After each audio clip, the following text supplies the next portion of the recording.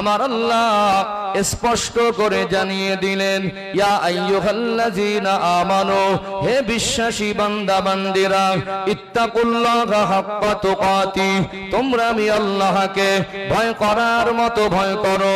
ওয়ালা তামুতুন্না ইল্লা ওয়া আনতুম মুসলিমুন, বান্দা বান্দি মরতে যদি হয় পরিপূর্ণ মুসলমান না হয়ে মৃত্যুবরণ করো না।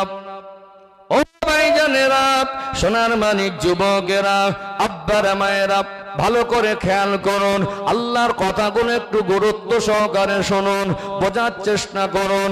আমার আল্লাহ সূরা আলে ইমরানের 102 নম্বর আয়াতের শেষ অংশে বলছেন, ওয়ালা তামুতুন্না ইল্লা ওয়া আনতুম মুসলিমুন, মরতে যদি হয় পরিপূর্ণ মুসলমান না হয়ে মৃত্যুবরণ করো না। ভালো করে খেয়াল করুন, কি না হয়ে মৃত্যুবরণ করো না, পরিপূর্ণ মুসলমান না হয়ে। এখানে আমরা যত মানুষ এসেছি আমরা তো সকলেই মুসলমান, মুসলমান না? আমরা সকলে মুসলমান। আমাদের জন্ম হয়েছে মুসলমানের ঘরে আর মুসলমান হিসাবে, ঠিক তো নাকি? আমরা লালিত পালিত হয়েছি মুসলমানের ঘরে, বেঁচে আছি মুসলমান হিসাবে, এর জন্য গর্ববোধ করি আমরা মুসলমান।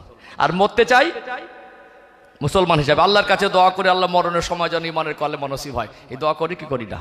জন্ম মুসলমানের ঘরে, লালিত পালিত হয়েছে মুসলমান হিসাবে, বেঁচে আছি মুসলমান হিসাবে, মরতে চাই মুসলমান হিসাবে। আমরা ভারতের নাগরিক, এই জন্য আমাদের সরকারি কিছু ডকুমেন্টস আছে না, আই কার্ডে, আধার কার্ডে, প্যান কার্ডে, পাসপোর্টে, জমির দলিলে, জাতিতে মুসলমান। আর সূরা আলে ইমরানের 102 নম্বর আয়াতের শেষে আল্লাহ বলছেন, ওয়ালা তামুতুন্না ইল্লা ওয়া আনতুম মুসলিমুন, মরতে যদি হয় পরিপূর্ণ মুসলমান না হয়ে মৃত্যুবরণ করুন। এই মুসলমান শব্দের অর্থ কি? কজন বলতে পারবে বলে মনে হয়? এখানে যে কজন আছেন সেটা তো আলাদা কথা, সামনাসামনি বুঝতেই পাচ্ছেন হালাত, চোখের মুখে চাউনি বলে দেয় আমরা কজন বলতে পারবো। আপনি গার্জেন, আপনার পরিবারের প্রতি অনেক বড় আপনার দায়িত্ব। আল্লাহ আপনাকে 4-5টা সন্তান দিয়েছেন, আপনার সন্তানটা জন্মসূত্রে মুসলমান। আপনি সন্তানকে, বাপ মুসলমান তাই জন্য সন্তান মুসলমান হিসেবে বড় করছেন, ওই সন্তানকে মুসলমান শব্দের অর্থটা কি বুঝিয়েছেন? কথা কি বুঝতে পেরেছেন? সমাজে জ্ঞানী গুণীর অভাব নেই, বিদ্যানের অভাব নেই, বিশিষ্টজনের অভাব নেই। এখন সব 440 ভোল্টেজ, কেউ আর নত হতে চায় না। এখন সবাই মনে করে আমি সব জানি। এই মানুষের ভিতরে একটা গরম কাজ করে, কেউ কারোর কাছ থেকে আর জ্ঞান নেওয়ার মানসিকতা নেই। যা মনে করে বলে, ও কি বোঝে, আমি তো বুঝি, ও কি বলবে, আমি তো জানি, এরকম একটা ভাব। মুসলমান শব্দের অর্থ কজন মুসলমান বোঝে বলে মনে হয়? কত একটা ভাইটাল পয়েন্ট আমাদের জীবনে ঘাটতি দেখুন। আজকে মানুষ তার জীবন 30-40 বছর মুসলমানের পরিচয় নিয়ে জীবনটা অতিবাহিত করছে, তার জীবনে 40টা বছর মুসলমানের পরিচয় বহন করলো। ওই লোকটাকে যদি জিজ্ঞাসা করা হয় মুসলমান কাকে বলে, বলতেই পারবে না। যে মানুষটা আজও পর্যন্ত মুসলমান শব্দের অর্থটাই বুঝল না, তাকে মুসলমান হওয়া, তার জন্য পরিপূর্ণ মুসলমান হওয়া সহজ হবে না কঠিন হবে? আর বাস্তবে তাই। আমাদের জীবনে সব উন্নতি হয়েছে, আর আমলি মানের উন্নতিটা করতে পারলাম না। কি মাথা ঢুকছে নাকি? কষ্ট পাচ্ছেন নাকি? আলোচনা বুঝে আসছে? চলুন এখানে মুসলমান শব্দের একটু ব্যাখ্যা দেব, আর প্রকৃত মুসলমান কাকে বলে একটু জানবো ইনশাআল্লাহ।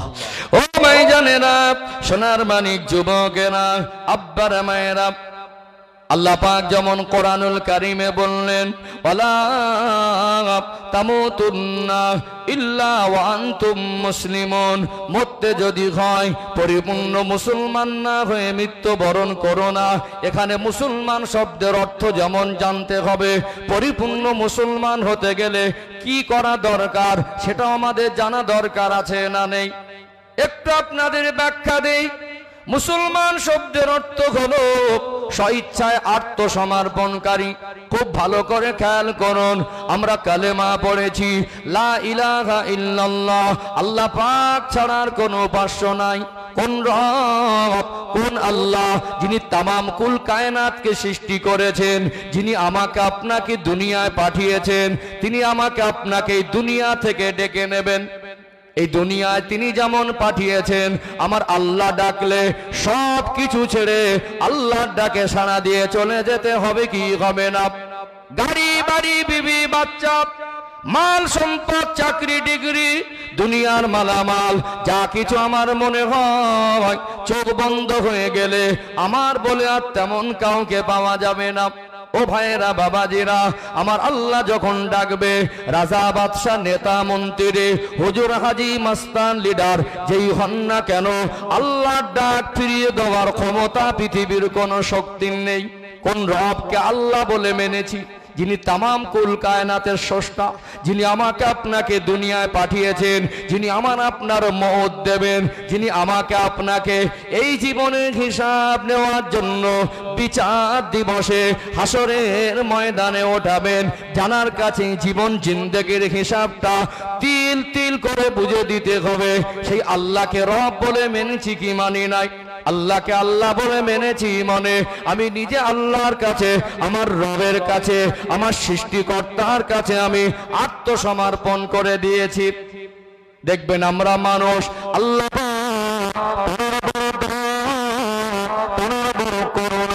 আমার আল্লাহ আমাকে আপনাকে কুকুর বাদর না বানিয়ে, আল্লাহ ইঁদুর ছুঁচো না বানিয়ে, শুকরের বাদর না বানিয়ে, পায়খানার চেম্বারের ভিতরে ছোট ছোট পোকা হয়, নোংরা পানিতে ডুবে যা জীবনটা অতিবাহিত হয়। আমার আল্লাহ যদি মনে করতেন আমাকে আপনাকে ওই পায়খানার চেম্বারের পোকা বানাতে পারতেন কি পারতেন না? তানারা বড় তানারা বড় করুণা, আল্লাহ দয়া করে মেহেরবানি করে আমাকে আপনাকে সৃষ্টির শ্রেষ্ঠ আশরাফুল মাখলুকাত মানুষ করে সম্মানের জীবন দিয়েছে। যদি বলেন না সুবহানাল্লাহ। আল্লাহ পাক কোরআন শরীফে বলছেন ওয়ালাকাদ কাররামনা বানি আদম, আমি আল্লাহ আদম সন্তানকে সম্মানের জীবন দিয়েছি। বলুন না সুবহানাল্লাহ। ফারিস্তাদের থেকেও মানুষ জাতির সম্মান বেশি, সৃষ্টির শ্রেষ্ঠ। দেখবেন একটা হলো জীব আর একটা হলো জড়, আছে না? স্কুলের পড়া আমরা পড়েছি, জড় পদার্থ তার ব্যক্তিগত কোনো ক্ষমতা নেই। একটা পাথরের টুকরা, একটা ঢেলা, একটা শুকনো কাঠ ভাঙা, ওটা জড় পদার্থ, ওর কিছু করার ক্ষমতা নেই, ওভাবেই পড়ে থাকে। কিন্তু যারা জীব, যাদের জীবন আছে, জীবন তো অনেক প্রাণীর আছে, আল্লাহ আমাদের জীবেদের অন্তর্ভুক্ত করলেও শ্রেষ্ঠ জীব করেছেন, করেছেন না? আল্লাহ আমাদেরকে এমন বৈশিষ্ট্যতে তৈরি করেছেন, আমরা স্থিতিশীল না। আপনি 3 দিন 4 দিন পাথরের মতো এক জায়গায় থাকতে পারবেন? আপনি মানুষ, আল্লাহ আমাদের এমন বৈশিষ্ট্য দিলেন, আমাদের খেতে হয়, চলতে হয়, বলতে হয়, কিছু করতে হয়, এবং আমাদের জীবনে কিছু জরুরত আছে, আমরা একেবারে স্থির হয়ে এক জায়গায় সময় পার করতে পারবো না। তাহলে আমাদের জীবনে আল্লাহ এরকম বৈশিষ্ট্য দিয়েছেন, আমাদের চলার ক্ষমতা দিলেন বলে যেভাবে ইচ্ছা সৃষ্টি যেভাবে সেইভাবে চলবো। পৃথিবীতে এত মানুষ যে যার মতো করে চলবে, আল্লাহ বলার ক্ষমতা দিয়েছেন বলে যে যার মতো করে যা ইচ্ছা তাই বলবে না। আল্লাহ খাবার ক্ষমতা দিয়েছেন বলে যে যা ইচ্ছা তাই খাবে না। আল্লাহ কিছু সিদ্ধান্ত নেওয়ার মতো ক্ষমতা দিয়েছেন বলে যে যার মতো করে সিদ্ধান্ত নেবে না। আল্লাহ যেমন সৃষ্টির শ্রেষ্ঠ করলেন, আল্লাহ সৃষ্টি জগতের মধ্যে সম্মানে জীবন দিলেন, আমাদেরকে চলা বলা, কিছু করা, কিছু সিদ্ধান্ত নেওয়ার ক্ষমতা দিলেন। আমরা রবের কাছে আত্মসমর্পণ করেছি, আল্লাহ আমি চলতে পারি বলে আজ থেকে মন মর্জি যা মন চায় যা ইচ্ছা হয় সেভাবে চলতে পারবো না। বলতে পারি বলে যা ইচ্ছা তাই বলতে পারবো না। খাবার ক্ষমতা দিয়েছেন আপনি, খেতে পারি বলে যেটা মন চায় ওইটা আমি খেতে পারবো না। আপনার কাছে আত্মসমর্পণ করেছি মনে, আপনি যেভাবে ডিরেকশন দেবেন, যেভাবে চলতে বলবেন, যেভাবে বলতে বলবেন, যেভাবে করতে বলবেন, আল্লাহর কথা মতো, আল্লাহর সিদ্ধান্ত অনুযায়ী আমি আমার এই বিবেক দ্বারা জীবনটাকে পরিচালনা করব। এই আত্মসমর্পণ যে আল্লাহর কাছে করে দেয় তাকে বলা হয় মুসলমান। কথা কি বুঝতে পেরেছেন? মুহাম্মাদুর রাসূলুল্লাহ, সকলে বলুন সাল্লাল্লাহু আলাইহি ওয়াসাল্লাম। আল্লাহর পরে, আল্লাহকে এক বলে মানার পরে আমরা আমাদের নবীকে নবী বলে মেনে নিয়েছি না নাই? অর্থাৎ আমরা যে আমাদের নবীকে নবী বলে মেনেছি, আমার মাথার চুলের থেকে পায়ের তলা পর্যন্ত, আমার ছাটকাট, আমার লেবাস পোশাক, আমার চালচলন, আমার খাওয়া ঘুম, আমার জীবন যাপনটা আমি আমার মতো করে করতে পারবো না। দুনিয়ায় কাকে ফলো করবেন, কার মতো করে চলবেন? নিজের মতো চললে আমরা মানুষ, আমাদের আল্লাহ ক্ষুদ্র সামান্য নিম্ন জ্ঞান দিয়েছেন, ওই জ্ঞান দ্বারা আমাদের সিদ্ধান্তে চলার মধ্যে ভুল হবে কি হবে না? আল্লাহ এই মনুষ্য জাতিকে সুপথ দেখানোর জন্য, মনুষ্য জাতির হেদায়েতের জন্য যুগ যুগ ধরে অসংখ্য নবী রাসূল পয়গম্বরদেরকে পাঠালেন। আমার আল্লাহ আমার আপনার নসিব, আমার আপনার কপাল, আমার আপনার তকদিরকে এমন বড় করেছেন। আমার আল্লাহ শ্রেষ্ঠ নবীর উম্মত সুযোগ দান করে দিয়েছেন। অর্থাৎ মুহাম্মাদুর রাসূলুল্লাহ, সকলে বলুন সাল্লাল্লাহু আলাইহি ওয়াসাল্লাম।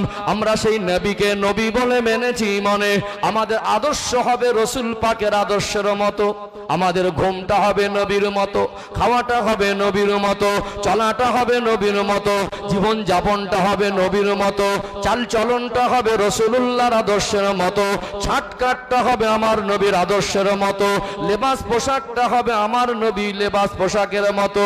যে ব্যক্তি আল্লাহ এবং রাসূলের কথা মতো চলার জন্য নিজেকে আত্মসমর্পণ করে দেয়, ওই ব্যক্তিকে বলা হয় মুসলমান। মুসলমান শব্দের অর্থ স্বেচ্ছায় আত্মসমর্পণকারী। আমরা আত্মসমর্পণ করেছি, আজ থেকে আমরা আমাদের মতে চলতে পারবো না, এই আত্মসমর্পণকারীকে মুসলমান বলা হয়। কথা কি বুঝতে পারছেন? চলুন এখানে আমি একটু ব্যাখ্যা দিই, আর একটু সহজ হয়ে যাবে বুঝে আসা। আজকে বর্তমান ইউরোপ আমেরিকার দিকে পশ্চিমা দেশগুলোতে যারা হাই এডুকেটেড পারসন, একজন গবেষক, একজন ইঞ্জিনিয়ার, একজন ঐতিহাসিকবিদ, একজন লেকচারার, যারা শিক্ষিত ক্যাটাগরির মানুষ, এই সমস্ত মানুষ আজ ইসলামকে বুঝে সজ্ঞানে ইসলামের ছায়াতলে আসছে না? আসে কি আসেন?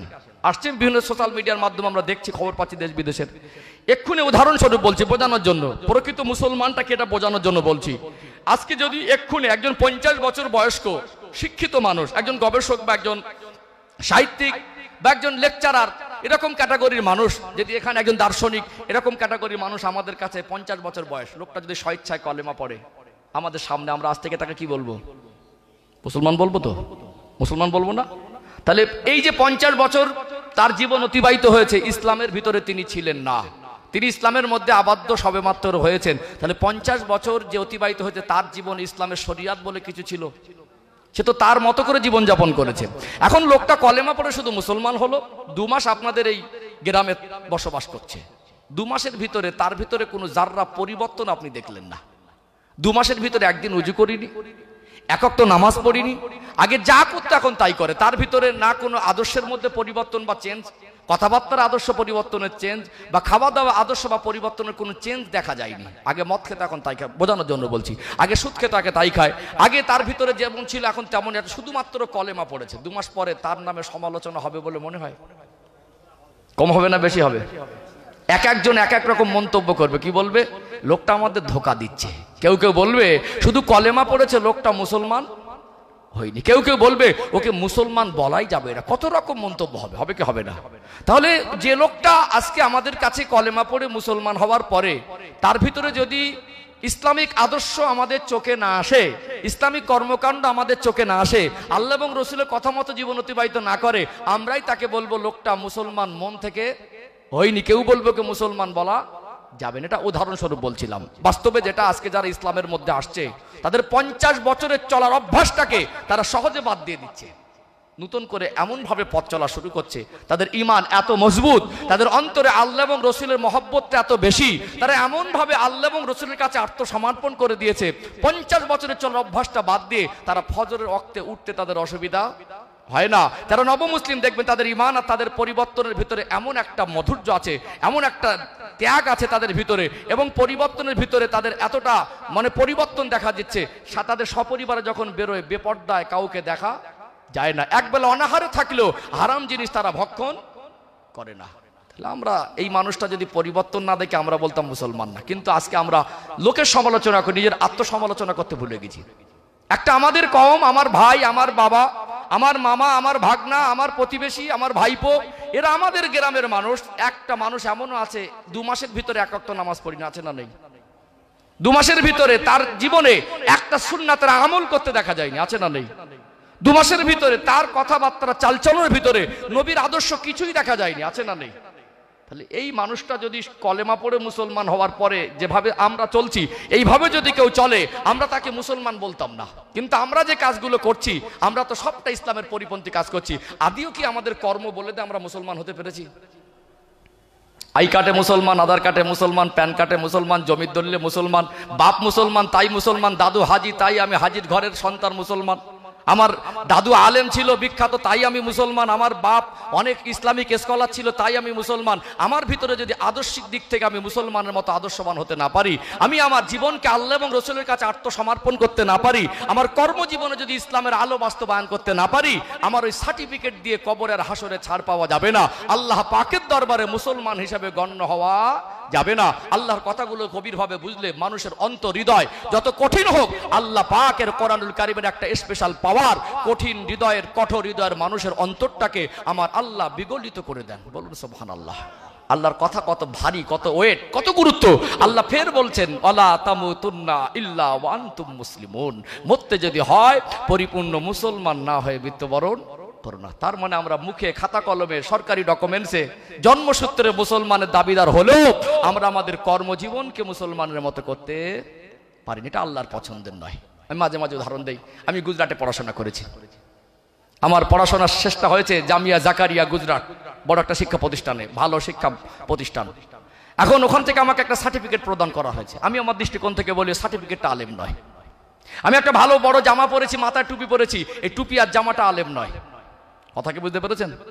আমার যদি আদর্শকে আলেমের মতো না করতে পারি, কথাবার্তারা, বায়ান, বক্তব্য, চাল চলন, আমার আচার আচরণ যদি আলেমের মতো না হয়, পৃথিবীর বড় যত বড় শিক্ষা প্রতিষ্ঠান থেকে আমি সার্টিফিকেট অর্জন করি, ওই সার্টিফিকেটটাকে দেখিয়ে কবরে ছাড় পাওয়া সম্ভব নয়। আমার মাথায় টুপি আছে, অন্য ধর্মাবলম্বীরও টুপি পরে। আমি একটা বড় পাগড়ি বেঁধে নেবো, অন্য ধর্মাবলম্বীরাও পাগড়ি পরিধান করে। আমি একটা বড় জামা পরে নেবো, অনেক অন্য ধর্মাবলম্বীরাও বড় লম্বা জামা পরিধান করে। আমাদের আদর্শকে, মনুষ্যত্বকে, মনকে, আমাদের চিন্তা চেতনাকে মুসলমানের মতো করতে হবে। আল্লাহ নবী সাল্লাল্লাহু আলাইহি সাল্লাম এই জন্য বলছেন আকমালুল ঈমান আহসানুহুম খুলুকা, তোমাদের মধ্যে ওই ব্যক্তি প্রকৃতি ইমানদার যার আখলাক চরিত্র ভালো। আমার চরিত্রকে মুসলমান করতে হবে, মনুষ্যত্বকে মুসলমান করতে হবে, আমার আমলকে মুসলমান করতে হবে। নচেত সার্টিফিকেটে মুসলমান, বাপ সূত্রে মুসলমান, মুসলমানের ঘরে বড় হয়েছে তা আমি মুসলমান, আমার আই কার্ডে আধার কার্ডে মুসলমান, এই মুসলমানের পরিচয় নিয়ে কবরে ছাড় পাওয়া যায় না, আল্লাহর পছন্দের বান্দাদের অন্তর্ভুক্ত হওয়া যায় না। আত্মসমর্পণে আমাদের ঘাটতি আছে না নেই? বুঝতে পারছেন? আয়াতের ব্যাখ্যা বুঝতে পারলেন? তাহলে আমাদের জীবনে ঘাটতি আছে। কি আছে ঘাটতি? একটা হলো সমস্যা, আর একটা হলো সমাধান। আমরা অসুস্থ হই, এটা আমাদের জীবনে একটা সমস্যা, শারীরিক সমস্যা। সুস্থতা লাভ করা একটা সমাধান। আজকে আমরা আদর্শিক অসুস্থতায় পড়েছি। আমাদের এই অসুস্থ থেকে সুস্থতা, পরিপূর্ণতায় নিয়ে যেতে হবে, এটা আমাদের সমাধান। এই সমাধান খুঁজবা, আল্লাহ তৌফিক দান করেন। বলেন আল্লাহুম্মা আমিন। ভাইরা একটু বসলে মনে হয় ভালো হতো। রিকোয়েস্ট করছি একটু বসেন। আমি ভাই হিসেবে একটু অনুরোধ করছি, ভালোবাসাতে ডাকছি। আর যদি আমার মজলিসে, আমি এমন মেজাজের মানুষ, কেউ না বসলে আমার কষ্ট হয় না, আর কেউ উঠে গেলে আমার, আমি কোরআনের কথা বলছি, শরিয়াতের কথা বলছি, আল্লাহর কথা বলছি, রসুলের কথা বলছি, এখানে তো আপনি না বসলে আমার কিছু করার নেই, আর উঠে গেলে আমার কিছু। যদি আমার কথাটা আল্লাহর জন্যই হয়, আমার কথাটা যদি আল্লাহর পছন্দের মতো আমি চেষ্টা করে বলি, আমার যতটা ক্ষমতা আছে, এর থেকে আমার আর বেশি কিছু করার নেই। কথা ঠিক না বেঠিক? আলহামদুলিল্লাহ অনেক মানুষ এসেছেন, একটু তাকবীর দান তো। নারী তাকবীর। আলোচনা কি বুঝে আসছে নাকি? মাথা ঢুকছে? তাহলে একটু আগে বাড়বো ইনশাআল্লাহ। আজকে আমরা যা কিছু জানি সেগুলো আমল করতে পারছি না, এই আমল করব কিভাবে, সমাধানটা খুঁজবো। বলুন ইনশাআল্লাহ। সোনার মানিকেরা, নওজোয়ান তরুণেরা, ও সোনার ময়না যুবকেরা, আব্বারা মায়েরা, আল্লাহ পাক যেমন সূরা আলে ইমরানের 102 নম্বর আয়াতে পৃথিবীর মানুষকে স্পষ্ট করে জানিয়ে দিচ্ছেন, আমার আল্লাহ মুসলমানদেরকে বললেন ইয়া আইয়ুহাল্লাযীনা আমানু, হে বিশ্বাসী বান্দা বান্দিরা, ইত্তাকুল্লাহা হাক্কা তুকাতি, তোমরা আমি আল্লাহকে ভয় করার মতো ভয় করো, ওয়ালা তামুতুন্না ইল্লা ওয়া আনতুম মুসলিমুন, মরতে যদি হয় পরিপূর্ণ মুসলমান না হয়ে মৃত্যুবরণ করো না। ও ভাইরা, বাবাজিরা, পরিপূর্ণ মুসলমান হতে গেলে আল্লাহর আদেশ নিষেধগুলো আমালে জিন্দেগিতে বাস্তবায়ন করা দরকার আছে না নেই? পরিপূর্ণ মুসলমান হতে গেলে আমার আপনার নবী, দয়ার নবী, মায়ার নবী, রাহমাতাল লিল আলামিন, আমার রাসূলুল্লাহর আদর্শ সুন্নতি জীবনটাকে গঠন করতে হবে কি হবে না? কোনটা হারাম, কোনটা হালাল, কোনটা নেকি, কোনটা গুনাহ, কোনটা করণীয়, কোনটা বর্জনীয়, কোনটা সুন্নাত আর কোনটা সুন্নাতের খেলাফ, কোন কাজ করলে জান্নাতে যাওয়া যাবে, কোন কাজ করলে জাহান্নামায় যেতে হবে, এটা আমরা জানি কি জানি না? জানার পরে মানতে পারি না, জানার পরে আমলে বাস্তবায়ন করতে পারছি না। এটা আমাদের জীবনের বড় ঘাটতি। এই ঘাটতি পূরণের জন্য কোরআনের মজলিস, এই ঘাটতি পূরণের জন্য একজন আলেমের সোহবাতে বসবেন, এই ঘাটতি পূরণের জন্য এই মজলিস করবেন। ও ভাই জানেরা, সোনার মানিক যুবকেরা, আব্বারা মায়েরা, আল্লাহর আদেশ নিষেধ গুলো আজ আমার কওমের মানুষ যদি মেনে নিত, নামাজি হয়ে যেত, দিনদার হয়ে যেত, সুদ ঘুষ জেনা ব্যভিচার জুলুম অত্যাচার বন্ধ হয়ে যেত, ভালো হতো কি হতো না। কিন্তু এই সমাজ কেন পরিবর্তন হয় না? একটু গভীর আলোচনা দরকার আছে না নেই? চলুন আর একটা আয়াত তুলে ধরি। আজকে আমরা মুসলমান, আমরা আমাদের চিন্তা চেতনা থেকে বলি আমরা অনেক উন্নত হয়েছি, বলছি কি বলি না? আপডেট হয়েছি। গাড়ির আপডেট করলেও, বাড়িটাকে আপডেট করলেও, লেবাস পোশাক খাদ্য খোরাক আপডেট করলেও, রাস্তাঘাট আপডেট করলেও আমরা আমাদের মনুষ্যত্বটাকে আপডেট করতে পারি নাই, আমরা আমাদের ঈমান আমলকে আপডেট করতে পারি নাই। আজ ইসলাম মানার অবস্থা কেমন পর্যায়ে একটু ব্যাখ্যা দেই, তারপরে কিভাবে মানব সেই রাস্তার অনুসন্ধান করব। কোরআনুল কারীম খুলে দেখবেন, কোরআনুল কারীমে 114টি সূরার মধ্যে দ্বিতীয় নাম্বার সূরা অর্থাৎ 2 নাম্বার সূরা, সূরার নাম হলো সূরাতুল বাকারা। এটা কোরআনুল কারীমের সর্ববৃহৎ সূরা অর্থাৎ সবথেকে বড় সূরা। সূরাতুল বাকারার মধ্যে 286টা আয়াত আছে। 208 নাম্বার আয়াত খুলে দেখবেন, সূরাতুল বাকারার মধ্যে আমার আল্লাহ জানিয়ে দিলেন, ইয়া আইয়ুহাল্লাযীনা আমানু, হে বিশ্বাসী বান্দা বান্দিরা, উদখুলু ফিস সিলমি কাফা, পরিপূর্ণ ইসলামের মধ্যে প্রবেশ করো।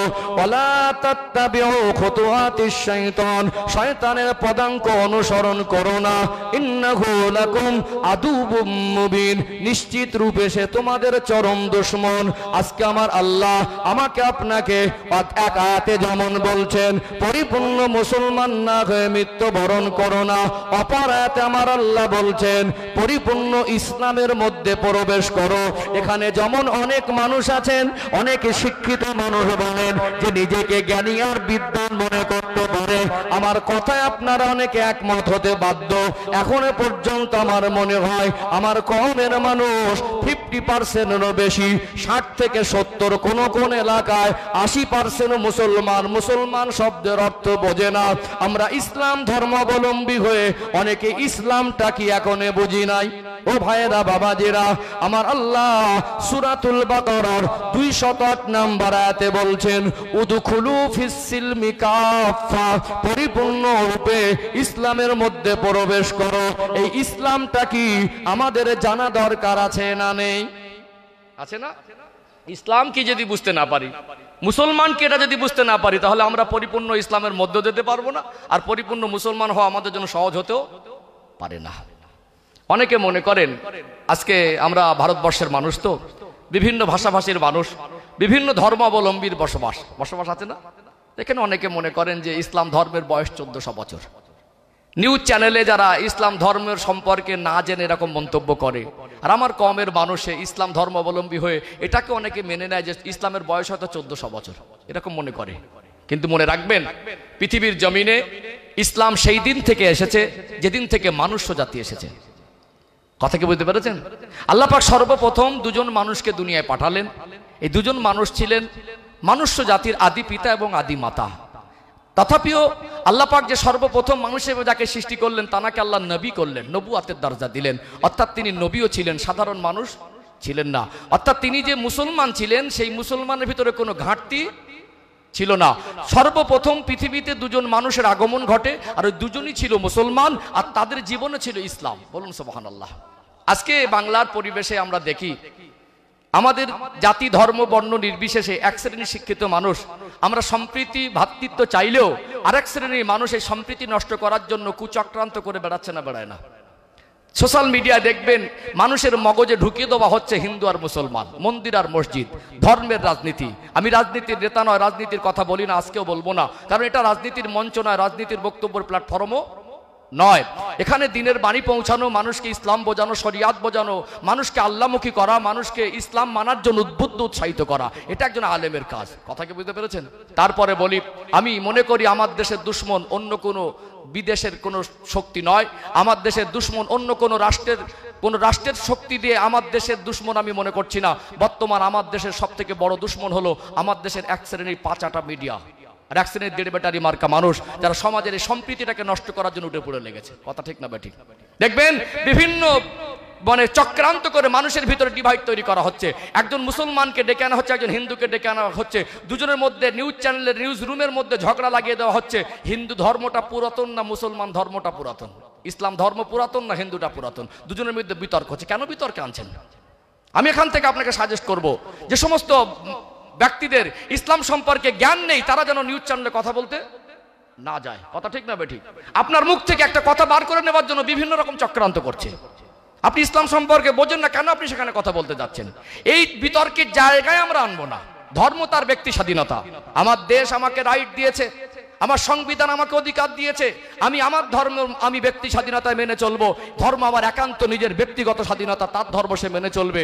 আমার হিন্দু ভাই পূজা করবে, আমার অসুবিধা হবে না। আমি আমার ঈদের নামাজ পড়ো, তাদের অসুবিধা হবে না। সম্প্রীতির এটাই আমরা ছোট থেকে দেখেছি। পাশাপাশি হিন্দু মুসলমানের বাড়ি, মানুষ হিসেবে মানুষের বিপদে মুসিবতে পাশে দাঁড়ানো, মানুষ হিসেবে মানুষের সঙ্গে সুসম্পর্ক রেখে চলা, অর্থাৎ রীতি আদর্শের জায়গায় তার ধর্মের রীতি সে মানবে, তার আদর্শে সে আদর্শিত হবে, আমার ধর্মীয় আদর্শে আমি আদর্শিত হবে। কথা ঠিক না ঠিক? অর্থাৎ এখানে দেখি আপনাদের এই আশপাশ এলাকায়, এই হাবড়া বলুন, অশোকনগর বলুন, এই সমস্ত এলাকায় আমরা মার্কেটে গিয়ে দেখি সব মানে হিন্দু মুসলমান দোকানদার মিক্সড হয়ে আছে। একজন হিন্দু ভাই গিয়ে মুসলমানের দোকানে মাল কেনে, দোকানদার একজন মুসলমান হলে হিন্দু ভাইকে সেই দোকানে মাল কেনে না। একজন প্রতিবেশী হিন্দু মরে গেলে একজন মুসলমান তার মাথার ধারে দাঁড়িয়ে চোখের পানি ফেলে, একজন প্রতিবেশী মুসলমান মরে গেলে একজন হিন্দু ভাই তার মাথার ধারে দাঁড়িয়ে চোখের পানি ফেলেছে না পালিনি। যখন ব্লাডের প্রয়োজন হয়, হিন্দু না দলিতের না আদিবাসী, তখন আমরা প্রশ্নই তুলি না। কিন্তু সোশ্যাল মিডিয়ার মাধ্যমে মন্দির মসজিদ, হিন্দু মুসলমান, তোমার ধর্মর বয়স বেশি না আমার বেশি, এই সমস্ত ডিভাইড লাগানো হচ্ছে। এখানে বলবো আপনারটা আপনার কাছে, আপনার ধর্মের রীতিনীতিতে যা আছে সেটা আপনার একান্ত ব্যক্তিগত। আপনি কেন বিতর্কে আনছেন? আপনার যেটা আছে আপনি মানুন না। আপনার কাছে যদি মনে হয় আপনারটা পুরনো, আপনি ওটা কিন্তু পড়ে থাকেন। আমার কাছে যদি মনে হয় আমারটা পুরনো, আমি আমারটাকে নিয়ে থাকি। এখানে কেন আমরা ধর্মকে নিয়ে আমরা প্ল্যাটফর্মের লড়াইয়ের জায়গা আনছি? এটুকু আমরা করব না। ঠিক বলছি না ভুল বলছি? এটুকু করা যাবে না। তবে আমার ধর্মের কথা আমি হাজারবার আমার কমিউনিটির মানুষকে বলবো, আমার ধর্মীয় ভাইদেরকে বলবো, এই অধিকারটুকু আমার আছে না নেই? আছে না? তবে এখানে আমাদের বুঝতে হবে, পৃথিবীতে সর্বপ্রথম মানুষকে আল্লাহ পাঠালেন, সেই দিন থেকে দুনিয়াতে ইসলাম এসেছে না আসেনি? ইসলামটাকে অনেকে বুঝি না। ইসলাম হলো মানব জাতির জীবন বিধান, মানব জাতির জীবন বিধান। মানুষ জাতিকে আল্লাহ সৃষ্টি শ্রেষ্ঠ করলেন, কিভাবে চলবে, কোন নিয়মে চলবে, কোন পদ্ধতি, যেটা বলছিলাম, আল্লাহ পাক একটা সুন্দর গাইডলাইন, নিয়ম পদ্ধতি দিয়েছে। ওই নিয়ম পদ্ধতির নাম হলো ইসলাম। আজ থেকে 500 বছর আগে পৃথিবীর পরিবেশ একরকম ছিল, আজ থেকে 5000 বছর আগে পৃথিবীর পরিবেশ একরকম ছিল। দেখবেন অন্যান্য নবীদের জীবনী পড়ে আল্লাহ কোন নবীকে কোন কওমের জন্য নবী করেছেন, কোন গোত্রের জন্য নবী করেছেন, কোন এলাকা ভিত্তিক নবী করেছেন। আজ থেকে 2000 বছর আগে, 1500 বছর আগে, 5000 বছর আগে তখনকার সিচুয়েশন অনুযায়ী সেই মুসলমানের জন্য যে নিয়মটা আল্লাহ দরকার মনে করেছিলেন, নবীদের মারফত আল্লাহ সেই নিয়মটা আল্লাহ তাদের জীবনযাপন হিসেবে দিয়েছিলেন। কথা ঠিক না বেঠিক? আমার নবী সাল্লাল্লাহু আলাইহি সাল্লামকে সব নবীর পরে পাঠালেন, তিনি হলেন সর্বশেষ নবী। তানার পরে আর কোন নবী আসবেন না। আমার নবী তিনি মাত্র 23 বছর দিনের খেদমত করেছেন। আমার রাসূলুল্লাহ একটা সমাজ ব্যবস্থাকে পাল্টে দিয়েছেন। অর্থাৎ নবী আমার আরাফা ময়দানে জাবালে রহমত পাহাড়ের পদদেশে বিদায় হজের ভাষণ দিচ্ছিলেন। কোরআনুল কারীমের সর্বশেষ আয়াত আমার রাসূলের উপর নাজিল হয়েছিল, আল ইয়াউমা আকমালতু লাকুম দীনাকুম ওয়া আতমামতু আলাইকুম নি'মাতি ওয়া রাদিতু লাকুমুল ইসলাম দীনা। আমি আল্লাহ আজকে নিয়ামতকে পরিপূর্ণ করে দিলাম, আমি আল্লাহ আজকে দিনকে সম্পূর্ণ কমপ্লিট করে দিলাম। রাদিতু লাকুমুল ইসলাম দীনা, আমি দিনের উপরে রাজি খুশি হয়ে গেলাম। অর্থাৎ শরীয়তকে আল্লাহ আমার রাসূলের উপরে কোরআন কারীমের আয়াত নাজিল করে কমপ্লিট করে দিয়েছেন। অর্থাৎ তিনি যে শেষ নবী, নতুন করে শরীয়তের কোনো পরিবর্তনের অপশন কিয়ামত পর্যন্ত হবে না।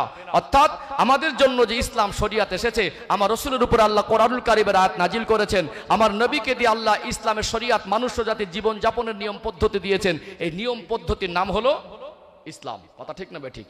পরিপূর্ণ ইসলামের মধ্যে প্রবেশ করো, তার অর্থ হলো ইসলামের আইন কানুনের ভিতর থেকে জীবন অতিবাহিত করা, ইসলাম নামক গণ্ডির মধ্যে থেকে জীবন অতিবাহিত করা, আল্লাহ এবং রাসূলের আদেশের ভিতর থেকে জীবনকে অতিবাহিত করা, তবেই আমরা পরিপূর্ণ ইসলামের মধ্যে প্রবেশ করতে পারবো। কথা ঠিক না বেঠিক? কিন্তু সহজ উদাহরণ যদি দেই আপনারা বুঝতে পারবেন আজকে ইসলাম মানার অবস্থা কেমন। একটা উদাহরণ দিয়ে একটু ক্লিয়ার করি, ইনশাআল্লাহ সহজে বুঝে আসবে। মাঝে মাঝে দেখবেন নিম্নচাপ হয়। কি হয়? ওয়েদারে নিম্নচাপ হলে বৃষ্টি লেগে থাকে না ঘিজঘিজে। যখন ছেলে বড় হয়, 18-20 বছর বয়স হয়ে যায়, বাবা মার একটু কাজে সুবিধা হয়। বাবা ব্যবসায়ী মানুষ, বাড়িতে নেই, একটু বাজার করার জন্য ছেলে বাড়ি থাকলে সুবিধা হয় না? মা ছেলেটাকে ডেকে বললো, বাবু একটু বাজার করে আনো, রান্না হবে। 20 বছর বয়স্ক একটা চালাক চতুর ছেলে, বৃষ্টি খুব জোরেও না আর খুব আসতেও না, ছাতা ছাড়া ভিজে যাবে, আর ছাতা নিলেও খুব একটা জোরে না, ভেজারও কথা নয়। মা ছাতা দিল নতুন, টাকা দিল, প্যাকেট বা থলে দিল, বাজার করতে যাচ্ছে, সবজি আনবে, রান্না হবে, তারপরে খাওয়া হবে। 20 বছরের ছেলেটা ঘর থেকে বেরিয়ে গেল ছাতা খাটিয়ে। কিছুটা দূর যাওয়ার পরে চেঁচিয়ে চেঁচিয়ে মাকে ডাকছে, মা আমি ভিজে যাচ্ছি। মা ভাবলো চালাক চতুর ছেলে, ছাতা দিয়েছি, খুব জোরে বৃষ্টিও তো আসে না, ভেজার তো কথা নয়। দরজা খুলে দেখলো ছাতাটা খাটিয়ে কাত করে মাথার উপরে না রেখে একদিকে কাত করে ধরে রেখেছে। বৃষ্টিটা কোথায় পড়বে? মাথায় পড়বে। তাহলে ছাতা এই যে ভিজে যাচ্ছে, এই দোষটা কি ছাতার না বৃষ্টির? কার দোষ? ছাতা ধরার দোষ। আজ আমাদের ইসলাম মানার অবস্থা ঠিক এরকম। হারাম হালাল জানি, করণীয় বর্জনীয় জানি, কোন কাজ করলে আল্লাহ সন্তুষ্ট হয় সবই আমরা জানি। মদ হারাম কে জানে না বলুন? সুদ হারাম কে জানে না বলুন? অর্থাৎ জেনা ব্যভিচার গোনা কে জানে না বলুন? পর্দা ফরজ এর সবাই জানি, কিন্তু আমরা ওই ছাতা ধরার মতো একদিকে রেখেছি। আর বিপদে পড়লে শুধু বলে আল্লাহ বাঁচাও, আল্লাহ বাঁচাও, আল্লাহ বাঁচাও। মুসলমানদের অবস্থা ভালো না। আমাদের এই ইসলাম মানার অবস্থা ছাতা ধরার মতো হয়েছে না হয়নি? হয়েছে না? আল্লাহ এই জন্য বলছেন উদখুলু ফিস সিলমি কাফা, পরিপূর্ণ ইসলামের মধ্যে প্রবেশ করো। আল্লাহ আমাদের পরিপূর্ণ ইসলামের মধ্যে প্রবেশ করার তৌফিক দান করেন, বলেন আল্লাহুম্মা আমিন। তাহলে দুটো আয়াত যে আমি বলেছি, এই দুটো আয়াতের মূল অর্থ একই দিকে যাচ্ছে। একদিকে আল্লাহ যেমন সূরা আলে ইমরানে 102 নম্বর আয়াতে বলছেন যে পরিপূর্ণ মুসলমান না হয়ে মৃত্যুবরণ করো না। সূরাতুল বাকারা 208 নম্বর আল্লাহ বলছেন উদখুলু ফিস সিলমি কাফা, পরিপূর্ণ ইসলামের মধ্যে প্রবেশ করো। উদ্দেশ্য কিন্তু মানুষের জীবনে যাতে পরিবর্তন আসে, মানুষ যাতে আত্মসমর্পণের জায়গায় ঘাটতি না রাখে, মানুষ যাতে আমি আল্লাহর বিধান এবং আমার রাসূলের তরিকার মধ্য থেকে জীবন যাপন করে। তাহলে আমরা যে মানতে পারছি না কেন, এর একটু পর্যালোচনা দরকার আছে না নেই? আছে না? ও ভাইজানেরা, সোনার মানিক যুবকেরা, আব্বারা মায়েরা, আল্লাহ আমাদেরকে জীবন যাপনের গাইডলাইন হিসাবে ইসলাম নামক জীবন ব্যবস্থা দিয়েছে। মনে রাখতে হবে আমাদের উপরে আল্লাহ পাক যা কিছু আদেশ আর নিষেধ করেছেন সব কিছু মনুষ্য জাতির কল্যাণের জন্য। ইসলামের একটা অর্থই হলো শান্তি। ইসলামের অর্থ এই জন্য শান্তি বলা হয়েছে, আল্লাহ পাক মনুষ্য জাতিকে সৃষ্টি করে মনুষ্য জাতি জীবন যাপনের যে গাইডলাইন আল্লাহ দিয়েছে, ওই গাইডলাইন মেনে চললে মানুষের জীবনে শান্তি বাস্তবায়ন হবে, এতে সন্দেহের অবকাশ নেই। কেননা আল্লাহ ইসলাম নামক জীবন ব্যবস্থার মধ্যে যা কিছু নিষিদ্ধ অথবা হারাম করেছেন, প্রত্যেকটা নিষেধ বাণীর ভিতরে মনুষ্য জাতির ক্ষতি আর অকল্যাণ আছে। মদ যদি হারাম হয়, সুদ যদি হারাম হয়, জুয়া লটারি যদি হারাম হয়, যদি দুনিয়ায় পর্দা করা আল্লাহর আদেশ ফরজ হয়, নামাজ যদি ফরজ হয়, ধনীদের জন্য হজ যাকাত কুরবানি যদি আল্লাহর হুকুম হয়, প্রত্যেকটা আদেশ নিষেধ নিয়ে গভীরভাবে যদি ভাবা যায়, প্রত্যেকটা আদেশ নিষেধ নিয়ে যদি গবেষণা করা যায়, আপনি আদেশগুলো নিয়ে ভাববেন প্রত্যেকটা আদেশমূলক কাজে মনুষ্য জাতির সার্বিক কল্যাণ, অর্থনৈতিক কল্যাণ, সামাজিক কল্যাণ, শারীরিক কল্যাণ, মানসিক কল্যাণ, দুনিয়ার কল্যাণ, আখিরাতের কল্যাণ আছে। যা কিছু আল্লাহ এবং রাসূল নিষেধ করেছেন সবগুলোর ভিতরে মনুষ্য জাতির ক্ষতি আছে। কিন্তু আমার আল্লাহ ইসলাম নামক জীবন ব্যবস্থা দিয়েছেন, ইসলাম নামক গাইডলাইন দিয়েছেন। এটা বান্দা বান্দির জন্য উপহার, বান্দা বান্দির জন্য সুন্দর জীবন যাপনের নিয়ম পদ্ধতি, এটা মানুষের জন্য বোঝা নয়। আপনারা জ্ঞানী মানুষ, কোরআনুল কারীম থেকে বলছি, একটু গভীর মনোযোগ দিয়ে শুনুন। আল্লাহ দয়াময়, তিনি বান্দা বান্দিকে অনেক বেশি ভালোবাসেন। আমরা কোনটা পারবো আর কোনটা পারবো না, আমাদের দ্বারা কোনটা হবে আর কোনটা হবে না, আল্লাহ থেকে ভালো আর কেউ জানে না। ও ভাইজানেরা, আর একটা আয়াত আপনাদের কাছে তুলে ধরি কোরআনুল কারীমে 114টি সূরার ভিতরে যেটা বলছিলাম দ্বিতীয় নাম্বার সূরা এই সূরাতুল বাকারা, এটা কোরআন শরীফের সবথেকে বড় সূরা। 286টি আয়াত আছে। 286 নম্বর আয়াতের সূচনায় আমার আল্লাহ বলছেন লা ইউকাল্লিফুল্লাহু নাফসান ইল্লা উসআহা। আমি আল্লাহ আমার বান্দা বান্দিকে যা কিছু আদেশ অথবা নিষেধ করেছি, আমি আমার বান্দা বান্দিকে ইসলাম নামক জীবন ব্যবস্থার মধ্যে যা কিছু করতে এবং ছাড়তে বলেছি, যেটা বান্দা বান্দি পারবে না ওটা আমি আল্লাহ চাপিয়ে দেই না। বান্দার সাধ্যের বাইরে আমি আল্লাহ কোনো কিছু দেই না। অর্থাৎ আল্লাহ যদি আমাদেরকে কোনো কিছুর আদেশ আর নিষেধ করেন, আল্লাহর কোরআনুল কারীমে সূরা আল বাকারার 286 নম্বর আয়াত দ্বারা আমার আল্লাহ বুঝিয়ে দিলেন ওটা তোমাদের জন্য বোঝা নয়, তোমরা অপারক নয়। লা ইউকাল্লিফুল্লাহু নাফসান ইল্লা উসাহা। আমি আল্লাহ সাধ্যের বাইরে চাপিয়ে দেইনি। অর্থাৎ নামাজ যদি ফরজ হয় এটা আমরা পারবো বলে আল্লাহ দিয়েছে। আল্লাহ পাক পর্দা যদি ফরজ করেন এটা পারবো বলে আল্লাহ দিয়েছেন। এর ভিতর আমাদের কল্যাণ আছে। ধনীদের জন্য হজ যাকাত কুরবানি যদি আল্লাহর আদেশ হয় এটা আমাদের দ্বারা হবে বলে আমার আল্লাহ দিয়েছেন। এটা আমরা কোনোদিন অপারকের মধ্যে পড়ব না। দুনিয়ায় ইসলামের বিধান মনুষ্য জাতির জন্য বোঝা নয়, কিন্তু আমরা তারপরেও কেন করি না, কেন মানি না, আর একটু গভীর আলোচনায় যাওয়া দরকার আছে না নেই? আছে না? আজকে আল্লাহ বলছেন তোমাদের সাধ্যের বাইরে চাপিয়ে দেই না, তারপরে আমরা নামাজ পড়া দরকার মনে করে কেন করি না? এটা তো প্রশ্ন হবে, হবে না? কি মনে হবে না? পর্দা ফরজ, আল্লাহ বলছেন তোমাদের সাধ্যের বাইরে চাপিয়ে দিন, তারপরে কেন করি না? এই কেন কথার উত্তরটা একটু জানা দরকার আছে না নেই? যারা আজকে আমার যুব সমাজ আজকে দেখবেন এরা একটু আপডেট হয়েছে। কি আপডেট হয়েছে? এখন গাঁজা খাওয়ায় আপডেট হয়েছে। আগে এত গাঁজাখোর ছিল না, ইদানিং দেখবেন সব ভদ্র গাঁজাখোর। চেহারা দেখে বোঝার উপায় নেই, পরিবেশটা নষ্ট হয়ে যাচ্ছে। প্রায় পাড়ায় পাড়ায় গ্রামে গ্রামে সব গাঁজাখোরের গ্যাং। দেখবেন আমাদের যুবক যুবতীরা আবার আপডেট হয়েছে, ইংরাজি বাংলা শব্দ পাইল করে মিক্স করে কথা বলছে। বলে না এটা হাঁকু দেন না? হ্যাঁ, শব্দের মধ্যে ইংরাজি বাংলা মিক্সড। আবার দেখবেন এই সোশ্যাল মিডিয়ায় যে সমস্ত মানে চ্যাটিং এর অপশন আছে, একে অপরের বন্ধু বান্ধবী যে কথাবার্তা বলে ফেসবুকে, মেসেঞ্জারে, হোয়াটসঅ্যাপে, সেখানে আবার সংকেত লেখে। এরা এত আপডেট, মানে আগেকার দিনের মানে শিক্ষিত মানুষেরা ভাষা সহজে বুঝতে পারবেন না। এরা আপডেট ভার্সন। আর লিখে আর 8 লিখে দেয়, মানে রাইট, শুধু একটা আর অক্ষর লিখে আর একটা 8 সংখ্যা বসিয়ে দেবে। আমি নিজেই মাঝে মাঝে কনফিউজ হয়ে যাই, বলছি হুজুর এটা এখনকার ভাষা।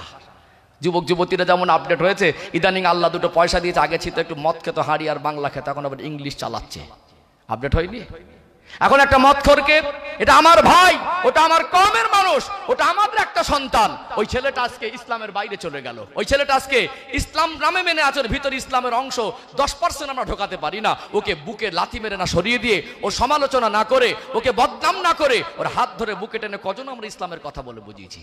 আমরা মানুষের সমালোচনায় পড়ে যাই, গীবত করতে পছন্দ করি, হাত ধরে বুকে টেনে তার জন্য দোয়া করে আমরা ইসলামের মধ্যে আনার চেষ্টায় আমরা ব্যর্থ হয়ে যাচ্ছি। কথা ঠিক না বেঠিক? সম্মানিত ভাইরা, একজন আমার যে ছেলেটা গাঁজায় অভ্যস্ত হয়েছে, এখন দেখবেন এখন প্রায় মানুষ এখন বিড়ি আর সিগারেট খায়, খায় না? আল্লাহ দুটো পয়সা দিয়েছে, এখন বিড়ি খেতে এখন সিগারেট খাচ্ছে। অর্ধেকটা টেনে ছেড়ে দিল, পাশ থেকে বলছে দাদা আর একটু টান মারা যেত বলে ছেড়ে দে, আবার একটা ধরো, মানে পয়সার গরম। অনেকে আবার একটু ফাউ পয়সা ইনকাম তো, মানে মায়া একটু কম, কাজ করে পয়সা রোজগার করলে সেটা তাতে আবার একটু মায়া বেশি থাকে, থাকে না? ফাউ পয়সা অনেক সময় মায়া একটু কম হয়, দেখা যায়। মানে সিগারেট গুলো ধরিয়ে আবার পুরো টানে না, অর্ধেকটা টেনে আবার ফেলে দেয়, মানে এটা পয়সার গরম, বাবু আনা একটা ভাব আছে। এখন ওই মানুষটাকে যদি বলেন ভাই বিড়ি বা সিগারেট ছেড়ে দেন, বা একজনকে যদি বলা হয় ভাই বা আপনি গাঁজা বা মদ খাচ্ছেন এটা ছেড়ে দেন, এতে শারীরিক ক্ষতি, অর্থনৈতিক ক্ষতি, সামাজিক ক্ষতি আছে না নেই? ক্ষতিকারক বস্তুগুলোকে আল্লাহ নিষিদ্ধ করেছেন। এখানে আমি একটু ব্যাখ্যা যাবো ইনশাল্লাহ, কারণ শুধু আমার ভাইদেরকে বোঝালে হবে না, তাদেরকে ভালো করে বোঝাতে হবে, মগজে ইসলাম জিনিসটা ঢুকে দিতে হবে, মনের মধ্যে ঢুকে দিতে হবে। তার জন্য পরিবর্তনটা আল্লাহ যদি চায় তো সহজ হবে। কথা ঠিক না বেঠিক? কিন্তু যে ওই ছেলেটা বলবে আমি ছাড়তে পারবো না, অনেক বয়স্ক মানুষ আছেন, আমার বাবার বয়সী মানুষ, দাদুর বয়সী মানুষ, যদি বলা হয় বিড়িটা সিগারেটটা ছেড়ে দেন না, বলে ছাড়তে পারছি না, বলে বলে না? এই কথাটার অর্থ কোথায় দাঁড়ালো একবার জেনেছেন? যে ছাড়তে পারছি না মানে কি? যারা বিড়ি বা সিগারেট খান, ভালো করে বিড়ি সিগারেট টানার পরে যদি বেরাসও করেন, ভালো করে মুখও ধুয়ে নেন, দুর্গন্ধ পুরো যাবে বলে মনে হয়? আমরা নিজের মুখটা নিজে পরিষ্কার করি, মরণের পর আমাদের একটা বিদায় গোসল আছে, ওই গোসলে ভালো করে কুল্লি করানো যায় না, বেরাস করানো সম্ভব হবে না। যারা বলছেন ছাড়তে পারছি না, তার মনে কি বোঝাতে চাইছেন? দুর্গন্ধটা নিয়েই যাবেন? এটা কি একজন মোমেনের পরিচয়? এটা কি একজন নবীর প্রেমিকের পরিচয়? এটা কি একজন খোদাভীরু বান্দার পরিচয় হতে পারে? তারপরে আপনি বলছেন ছাড়তে পারছি না। আল্লাহ বলছেন লা ইউকাল্লিফুল্লাহু নাফসান ইল্লা উসআহা, আমি আল্লাহ সাধ্যের বাইরে চাপিয়ে দেই না। আপনি প্রসেস নেন, এখন বেশি খাচ্ছেন, আস্তে আস্তে কমিয়ে দেন। পারছি না মানে মিথ্যা কথা। যদি যে মানুষটা বিড়ি বা সিগারেট ছাড়া দিন পার হয় না, যাকে ছাড়ার কথা বলে ছাড়তে পারছি না, ওকেই আপনি অফার দেন না যে 10 দিন আমার সঙ্গে থাকবেন, কিছু মদ বা গাঁজা বা বিড়ি বা সিগারেট কিছুই খেতে পারবেন না, 10 দিনে 10 লক্ষ টাকা দেবো। রাজি হবে বলে মনে হয়? কি গো, তখন কি বলবে? যে 10 দিন না হয় 20 দিন হলে আর 10 লাখ, আর 10 লাখ বাড়তো। আমি সোজা হিসেবে বোঝাচ্ছি। যদি যে যারা কঠিন নেশায় আসক্ত হয়েছে, যারা বলছে আমরা ছাড়তে পারছি না, আমার দ্বারা হচ্ছে না, ওই মানুষটা একেবারে নিখুঁত মিথ্যাবাদী। ও যে মিথ্যা কথা বলছে সন্দেহের অবকাশ নেই, আল্লাহর সঙ্গে নাফরমানি করছে। আল্লাহ বলছেন সাধ্যের বাইরে চাপিয়ে দিই না। তুমি অভ্যস্ত হয়ে পড়েছো, পরিবর্তন আছে, সংশোধন আছে। আল্লাহ তো পরিবর্তন হওয়াটাকেই পছন্দ করেন, আল্লাহ তো আল্লাহর দিকে ফিরে আসাটাকেই পছন্দ করেন। তুমি সময় না, আস্তে আস্তে। পারছি না, হবে না, তার মানে কি? তার মানে তুমি মিথ্যাবাদী। যদি তোমাকে বলা হয় যে 10 লাখ টাকা দেবো 10 দিনে, কি গো বিড়ি খাওয়া বন্ধ করবে না? 10 লাখ দিতে হবে না, 10,000 দিয়ে দেখেন না। 10 লাখ দিতে হবে না, 10,000 দিয়ে দেখেন, রাজি হবে না? তাহলে আমরা টাকার জন্য যা করি আল্লাহর জন্য সেটা করতে পারি না। আমাদের মতো মিথ্যাবাদী দুনিয়ায় মানুষের সঙ্গে নাফরমানি, চিটিংবাজির একটা পর্যায়ে আলাদা থাকে, বান্দা স্বয়ং আল্লাহর সঙ্গে এটা একটা কঠিন পর্যায়ের নাফরমানি। কথা ঠিক বলছি না ভুল বলছি? আসুন, এখানে যেমন আল্লাহর বিধান নিষেধ বাণীর মধ্যে মানুষ জাতির অকল্যাণ বা ক্ষতি আছে, এখানে একটু ব্যাখ্যা দেই, আর একটু ক্লিয়ার হবে। আজকে আমাদের আল্লাহ যা নিয়ামত দিয়েছেন, আমরা মানুষ আমাদের আল্লাহর পক্ষ থেকে যা নিয়ামত পেয়েছি, আল্লাহ বলছেন ওয়াইন তাউদ্দু নি'মাতাল্লাহি লা তুহসুহা, বান্দা বান্দী আমি আল্লাহ এত নিয়ামত তোমাদের দিয়েছি, তোমরা গুনে গুনে শেষ করতে পারবে না। তার মধ্যে একটা নিয়ামত হলো আমাদের শরীরের সুস্থতা। বলুন সুবহানাল্লাহ। আমাদের শরীরের সুস্থতা, এটা আল্লাহর পক্ষ থেকে একটা বড় নিয়ামত নয়? আর পুরুষ মানুষের ঘাড়ে সংসারের একটা বোঝা আল্লাহ চাপিয়ে দিয়েছেন। পুরুষ মানুষরাই তো সংসারটাকে টেনে টেনে নিয়ে যায়। কথা ঠিক না বেঠিক? ও ভাইজানেরা, সোনার মানিক যুবকেরা, আব্বার মায়েরা, এখানে যদি কোনো নেশাখোরকে ক্রিটিসাইজ করা হয়, ছোট বড় বলা হয় বা জাহান্নামের দিকে ঠেলে দেওয়া হয়, একদল মানুষ খুশি হয়ে বলবে হুজুর হেভি দিচ্ছে। এটা সংশোধন নয়, ওর মগজে ঢুকিয়ে দেন এর ভিতরে কতটা ক্ষতি আছে, ওর মগজে ঢুকিয়ে দেন এটা আমাদের আখেরাতের ক্ষতি, দুনিয়ার ক্ষতি, অর্থের ক্ষতি, শারীরিক ক্ষতি, সামাজিক ক্ষতি। আমার আল্লাহ তিনি আমার উপর অসন্তুষ্ট হয়ে আছেন। আল্লাহ সন্তুষ্ট জীবনে যাতে ফিরে আসতে পারে, তাকে ভালোবেসে আদর করে তার মনে, তার মগজে, তার অন্তরে ইসলাম নামক জিনিসটা ঢুকিয়ে দেওয়া দরকার আছে না নেই? মনে রাখতে হবে আল্লাহ দয়াময় কোরআনুল কারীমের ভিতরে তিনি জানিয়ে দিলেন ওয়াইন তাউদ্দু নি'মাতাল্লাহি লা তুহসুহা, বান্দা বান্দি আমি আল্লাহ এত নিয়ামত তোমাদেরকে দিয়েছি, তোমরা গুনে গুনে গুনে গুনে দুনিয়ার সব মানুষ যদি গণনা করো কিয়ামত পর্যন্ত শেষ করতে পারবে না। আল্লাহর কি নিয়ামত! ও ভাইরা বাবাজিরা, আমরা সুস্থ শরীরে আছি, এটা আল্লাহর পক্ষ থেকে একটা অনেক বড় নিয়ামত। পুরুষ মানুষের ঘরে সংসারের বোঝা, একটা পুরুষ মানুষ তার বিবি কিভাবে ভালো থাকবে, বাবা মা কিভাবে হাসি মনে দিন পার করবে, বাচ্চাগুলো কিভাবে ভালো খাবে, ভালো পড়বে, এই পুরুষ মানুষটা এই চিন্তায় ব্যতিব্যস্ত হয়ে যায়। খুশি মনে বিবি, বাচ্চা, বাবা মার সংসার চালানোর পরিবারের দায়িত্বটা নিজে কাঁধে উঠিয়ে নয়। ঠান্ডায়, বর্ষায়, রোদে, কি গরম আর কি বর্ষা আর কি ঠান্ডা, অক্লান্ত পরিশ্রম করে কি করে না, 500 টাকা রোজগার করতে গিয়ে রাতে নাইট ডিউটি করে, মাটি কোপানো কাজ করে, সিমেন্টের বস্তাগুলো মাথায় উঠিয়ে একতলা থেকে দোতলায় ওঠে, এত বেশি পরিশ্রম করে বাড়িতে আসলে পরে শরীরটা ঘেমে থাকে, গেঞ্জিটা ভিজে যায়, মনে হয় গেঞ্জিটা নিংড়ালে টপ টপ করে ঘাম বের হবে, মনে হয় কি হয় না? দেশে কাজ না হলে বিদেশে চলে যায়। ও ভাইরা বাবাজিরা, আল্লাহ আমাদের সুস্থ রেখেছেন বলে আমরা বিবি বাচ্চার মুখে একটু হালাল রোজগার করে এনে তুলে ধরছি। যদি একটা জোয়ান তরুণ যুবক ছেলে, ওই ছেলেটার সংসারে দুটো ছোট ছোট ফুটফুটে বাচ্চা, বৃদ্ধ বাবা মা, তার একটা বিবি থাকে, হঠাৎ ছেলেটা যদি কঠিন রোগে আক্রান্ত হয়ে অসুস্থ হয়ে পড়ে, ওই সংসারে রোজগার করা মানুষ যদি দ্বিতীয় কেউ না থাকে, বাচ্চাদের লেখাপড়া শেখানোর জন্য আর কেউ আগিয়ে আসবে বলে মনে হয় না। সন্তানকে বাবা মা যেভাবে মানুষ করার চেষ্টা করে, এত মায়া এত দরদ অন্য কেউ তো বুঝবে না। ওই সংসারটা কঠিন প্রশ্নের মুখে পড়ে যায়, কঠিন মুসিবতের সম্মুখীন হয়ে যায়। তার মানে আমরা পুরুষ মানুষ সংসারের জন্য যেমন নেয়ামত, আমাদেরকে সুস্থ থাকা দরকার আছে না নেই? আছে না? অসুস্থ হয়ে গেলে কি হবে? আমাদের পরিবার কঠিন মুসিবতে পড়ে যাবে। তাহলে আমাদের সুস্থ থাকতে হবে। আর অসুস্থ হয়ে গেলে নিজেরও তো ভালো লাগে না। আমরা নির্বোধ মানুষ, মানুষের তৈরি গাইডলাইনকে প্রাধান্য দেই, আল্লাহর গাইডলাইনকে প্রাধান্য দিতে পারি না। একটা সহজ উদাহরণ দিয়ে আমার ভাইদের মগজে ভালো ঢুকবে। এখন তো প্রায় বাড়ি মোটর সাইকেল, ঠিক বলছি তো নাকি? এখন মধ্যবিত্ত পরিবারের একটা ছেলে, তার মনে স্বপ্ন ছিল একটা মোটর সাইকেল কিনবো। কি কিনবো? মোটর সাইকেল স্বপ্ন ছিল। 5 বছর ধরে পয়সা জমিয়েছে, কষ্টের টাকা 5 বছর ধরে জমানো, মানে টাকার প্রতি মায়া। আর ওই টাকা দিয়ে যদি মোটর সাইকেল কিনে, তার প্রতি মায়া বেশি হবে না কম হবে? 5 বছরের জমানো পয়সা। এখন এই মোটর সাইকেল কিনে বাড়ি এনেছে। এখন তো সব আপডেট, ডিজিটাল। তেল কতটা আছে সেটাও ডিসপ্লে বোঝা যায়। অনেক দূরে পেট্রোল পাম্প, যা তেল দিয়েছে কোম্পানি, প্রথমবার ফার্স্ট টাইম গাড়িটা কিনে এনেছে, ভাবছে যে পেট্রোল পাম্প পর্যন্ত যদি যেতে না পারি, তাহলে গ্রামে একটা দোকানে তেল বিক্রি হয়, ওখান থেকে কিছুটা নিয়ে নেই। এরকম হয় না? এই চলে কিসে মোটর সাইকেল? কি তেলে চলে? ডিজেলে না কেরোসিনে? পেট্রোলে চলে। এখন নতুন গাড়ি কিনেছে, 5 বছরের জমানো পয়সা, মায়া বেশি। এখন ওই মোটর সাইকেলটা দোকানে গিয়ে দোকানদারকে বলছে, ভাই পেট্রোল পাম্প পর্যন্ত যদি না যায়, ভয় লাগছে, নতুন গাড়ি তো, তা আপনি 1 লিটার তেল দেন। বললো, বাবু আমি তো পেট্রোল বিক্রি করি, এক্ষুনি দোকানে নেই, কেরোসিন আর ডিজেলটা আছে, দামে কম হবে, 1 লিটার নিয়ে যাও। নেবে? নেবে? পাশ থেকে আপনি বলবেন, তোমাকে 500 টাকা দিচ্ছি, আর এই মোটর সাইকেলের ট্যাঙ্কিতে আমি 1 লিটার ডিজেল ঢেলে দিচ্ছি, রাজি হবে? এমনকি 5000 দিলেও রাজি হবে না। কেন হবে না? ওর একটা গাইডলাইন আছে, যে ইঞ্জিনটা যারা তৈরি করেছে তারা একটা গাইডলাইন তৈরি করেছে, এই ইঞ্জিনটা চলবে পেট্রোলের দ্বারা, এর জ্বালানি হিসাবে পেট্রোলই দিতে হবে। এর ব্যতিক্রম গাইডলাইনের খেলাফ যদি উল্টো পাল্টা তুমি কিছু দিয়ে দাও, তাহলে এই জিনিসটা অকেজো হয়ে যাবে, এই জিনিসটার সিস্টেম আর ঠিক থাকবে না, আনব্যালেন্স হয়ে যাবে, কিছু পার্টসের ক্ষতি হয়ে যাবে। এটা এর জন্য উপযুক্ত জ্বালানি একমাত্রই পেট্রোল। এর বাইরে জোর করে দামে কম হোক, কেরোসিন দামে বেশিও যদি হয়, কেরোসিন বা ডিজেল বা অন্য কিছু দিলে তোমার মাতব বাড়িতে গাইডলাইনের খেলাপ করলে তোমারই ক্ষতি হবে। কি হবে? পাশ থেকে এই জন্য কেউ, এটা আমরা বুঝি যে জোর করে কেউ ওখানে ডিজেল বা কেরোসিন 5000 টাকা যদি অফার করে ঢেলে দেয়, তাও রাজি হবে না। মনে করলেন জোর করে দিল, দেওয়ার পরে মোটর সাইকেল কি হতে পারে? কিছুদিন ক্ষতি হয়ে গেল একটা পার্সের, ওটাকে মেরামত করা সম্ভব না? অসম্ভব? সম্ভব না।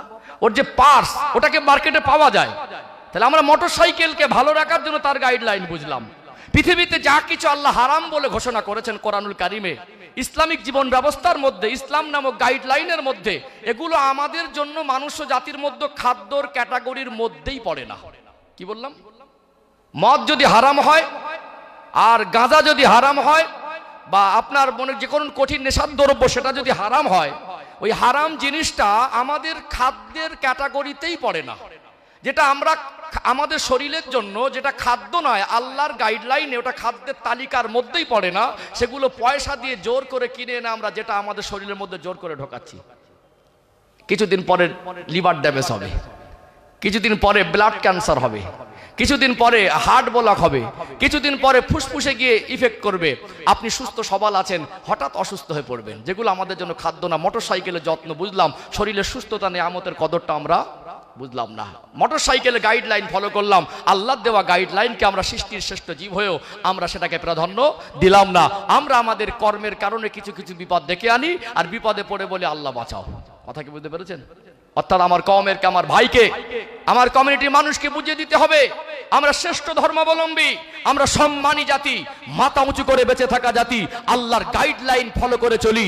শ্রেষ্ঠ সৃষ্টি জগতের মধ্যে যিনি শ্রেষ্ঠ, আল্লাহ পাক জানাকে সৃষ্টি জগতের মধ্যে সম্মানিত করেছেন, সেই নবীর উম্মাত। আমাদের একটা পার্সোনালিটি আছে, আমাদের একটা ঐতিহ্য আছে, আমাদের একটা সম্মান আছে, আমাদের একটা মাথা উঁচু করে বেঁচে থাকা জীবন ব্যবস্থা আছে, যেটা আল্লাহর নিয়মে, আল্লাহর আইনে, আল্লাহর কথায়, এটা খাদ্যের মধ্যে পড়ে না। আমি শ্রেষ্ঠ জীব হিসেবে ওটা গ্রহণ করতে পারি না। কিন্তু আফসোস কি জানেন, আমরা আল্লাহর দেওয়া গাইডলাইনকে প্রাধান্য না দিয়ে আমাদের বিপদ আমরা মাঝে মাঝে নিজে ডেকে আনি না। বরং এটাকে অনেকে বলা হয় ছাড়তে পারে না। ছাড়তে পারে না, না ছাড়ে না? কি গো, ছাড়তে পারে না, না ছাড়ে না? ছাড়ে না। লা ইউকাল্লিফুল্লাহু নাফসান ইল্লা উসআহা, আল্লাহ বলছেন বান্দার সাধ্যের বাইরে আমি কিছুই চাপিয়ে দিই না। প্রত্যেকটা আদেশ এবং নিষেধ নিয়ে পর্যালোচনা করবেন। আপনার বিবেক, আপনার বুদ্ধি, আপনার বিবেচনা, আপনার হিসাব, আপনার নিকাশ পরিষ্কার করে বলে দেবে এটা আমার জন্য প্রযোজ্য ছিল, এটা আমার জন্য বরং দরকার, এটা আমার জন্য উপকার, এটা আমার জন্য কল্যাণ, কিন্তু আমি এটা বুঝতে চাই না। কি এটা আমরা বোঝার চেষ্টা করি না, আমাদের দ্বারা হবে না এটা না। প্রত্যেকটা আদেশ নিষেধ নিয়ে পর্যালোচনা করেন, গবেষণা করেন, ভাববেন, দেখবেন এর ভিতরে একাধিক কল্যাণ পাওয়া যাবে, যাবে না? আল্লাহ আমাদের বোঝার মতো তৌফিক দান করেন, বলেন আল্লাহুম্মা আমিন। চলুন মানুষের জীবনে পরিবর্তন আর আত্মসমর্পণ কাকে বলে একটা সাহাবার জীবন আদর্শ একটু দৃষ্টান্ত তুলে ধরি। অনেক মানুষ এসেছেন তাকবীর দান, তো নারী তাকবীর। আলোচনা অসুবিধা হচ্ছে নাকি? কিছু বুঝতে পারছেন? অনেক রকম ক্যাটাগরির আলোচনা আছে, অনেক রকম কোয়ালিটির ওয়াজ আছে। আমি তো হক আদায় করতে বসেছি। এখন আমার এত বেশি পরিশ্রম হয়, কোন কোন মাসে আমার 18-20 দিন পর্যন্ত মানে আকাশপথে বিমান সফর হয়ে যায়, বিভিন্ন পরিবেশে কথা রাখি। আর এখন আমি আল্লাহর ভয় আমার মনে জাগে, রাতগুলো পানির মতো পার হয়ে যায় যে মানুষকে আমরা কি দিলাম। আমার যে কওমের মানুষ তাদেরকে আমরা ইসলাম জিনিসটা কতটা তাদের কাছে পৌঁছে দিতে পেরেছি। মাথা থেকে পা পর্যন্ত দেখি, চালচলন দেখি, কথাবার্তার ভঙ্গি দেখি, মানুষের সঙ্গে মিশি, বিভিন্ন পরিবেশে ওঠা বসা করি, মনে হয় না লোকটা ইসলাম ভালো করে বুঝেছে বলে। আমাদের একটা ব্যর্থতা আছে, হয়তোবা আমরা যারা ইসলাম প্রচারক হিসেবে কাজ করছি আমরা তাদেরকে সহজ সরলভাবে ইসলামটা তাদের মগজে ঢুকিয়ে দিতে পারি না। হয়তোবা তার ব্যর্থতা, সেই ইসলামটাকে বোঝার চেষ্টা আমি ঢোকাতে চাইছি, নিচ্ছে না, অথবা আমি দিতে পারছি না, সে নেওয়ার বেদাত আছে। এই উভয়ের মধ্যে কম আর বেশি আছে, যার কারণে আমরা সবকিছু উন্নত করতে পেরেছি। গাড়ি বাড়ি, রাস্তাঘাট, জামা কাপড় সব আপডেট করেছি। আমরা আমাদের আদর্শ, মনুষ্যত্ব, ইমান, আমলকে আল্লাহর পছন্দের মতো করে আপডেট করতে পারি না। এটা আমাদের জীবনের সব থেকে বড় ব্যর্থতা। এটা আমাদের যদি সফল হতো বাকি দিকগুলো সব আস্তে আস্তে সফল হয়ে যেত। আমরা এটাকে বাদ দিয়ে যে সফলতা খুঁজছি ওটা মানুষ জাতির জীবনের মূল সফলতা নয়। আল্লাহ আমাদের প্রকৃত দিন ইসলাম বোঝা এবং মানা তৌফিক দান করেন, বলেন আল্লাহুম্মা আমিন। দেখবেন এগুলো বোঝা জিনিস, এই কথাগুলো যদি খুব ভালো মন মানুষের কথা দিয়ে শোনেন, কথাগুলো অনেক ওয়েট, অনেক ভারিত্ব, কারণ আমি কোরআনুল কারীম থেকেই কথা বলছি। এগুলো যদি সত্যিকারে মানুষ ভাবে, তার জন্য তার সহজ সরল পথ খোঁজা, আল্লাহ সন্তুষ্টি জীবন খোঁজা, নাজাতের রাস্তা খোঁজা তার জন্য অত্যন্ত সহজ আর সরল বলে মনে হবে। আর যদি ওই মাথার উপর থেকে চলে যায়, কানের থেকে মনের দিকে না নিয়ে যায়, তাকে আমি হুজুর কারণ আমার বাপ এসে তাকে পরিবর্তন করে দিয়ে যেতে পারবে না। একটু তাকবীর দেন, নারী তাকবীর, আলহামদুলিল্লাহ। আর একটু প্রাণ ভরে নারী তাকবীর। সিলসিলায়ে হক মুজাদ্দিদে জামান হিজবুল্লাহ, নারী তাকবীর। একটু দরুদ শরীফ পড়ে নেব, একজন সাহাবার জীবন আদর্শ তুলে ধরবো, আত্মসমর্পণ বা ত্যাগ, তাদের জীবনের পরিবর্তনটা কিভাবে এসেছিল একটু দৃষ্টান্ত তুলে ধরবো ইনশাআল্লাহ। আসলে আমি তো দেখি মাঝে মাঝে কিছু মানুষের মেজাজ এমন হয়ে গেছে, যারা সমাজে ইসলাম বিরোধী কাজ করে তাদেরকে ক্রিটিসাইজ করা, তাদেরকে জাহান্নাম পর্যন্ত পৌঁছে দেওয়া, পাশ থেকে হেসে হেসে বলে হুজুর হেবি দিচ্ছে। এটা তো সমাধান হলো না। হলো কি? এখানে একজন বেনামাজি, তাকে আমি নামাজটা কিভাবে তার ভিতরে বাস্তবায়ন হবে, সে নামাজ কিভাবে বুঝবে, তাকে কিভাবে নামাজে আনবো, তাকে কিভাবে নামাজি বানাবো। আমরা যারা নামাজ পড়ি, যারা একটু বুঝি, তাদের তো দায়িত্ব বেশি নাকি? তাদের দায়িত্ব বেশি না? বরং আমরাই তাকে নিয়ে অট্টহাসি করি।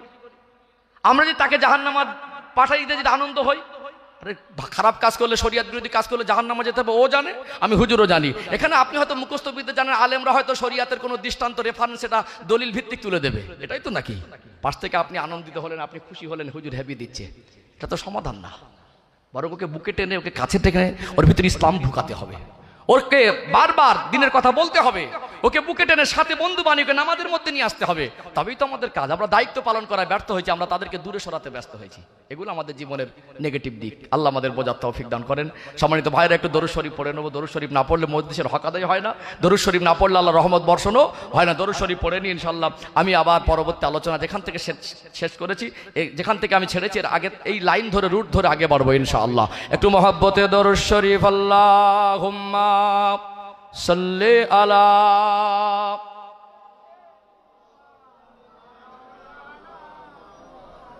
ওয়া আলা আলি সাইয়্যিদিনা हब्बे अहमद अजल ही सीने में है, मैं हूँ मेरा दिल मदीने में है। फूल तो फूल काटो क्या हुस्न है, लुत्फ जन्नत से बढ़कर मदीने में है।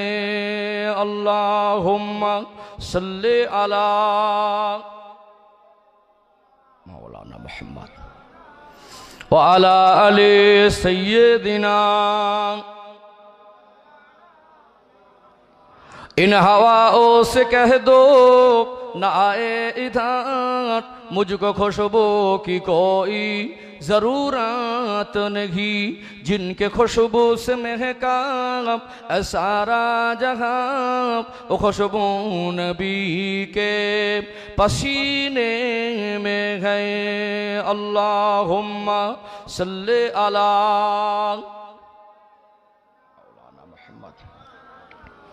व अला अली सय्यदिना। একটু জিকির করেন লা ইলাহা ইল্লাল্লাহ, লা ইলাহা ইল্লাল্লাহ, লা ইলাহা ইল্লাল্লাহ মুহাম্মাদুর রাসূলুল্লাহ সাল্লাল্লাহু আলাইহি ওয়াসাল্লাম। সবাই পড়েন হাসবি রব্বি জাল্লাল্লাহ।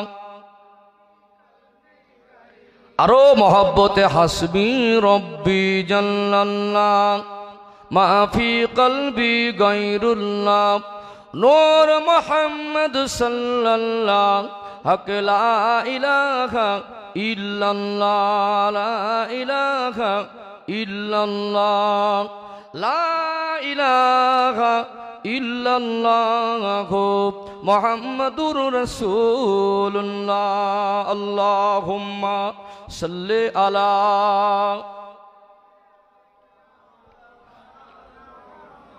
ওয়া আলা আলি সাইয়্যিদিনা।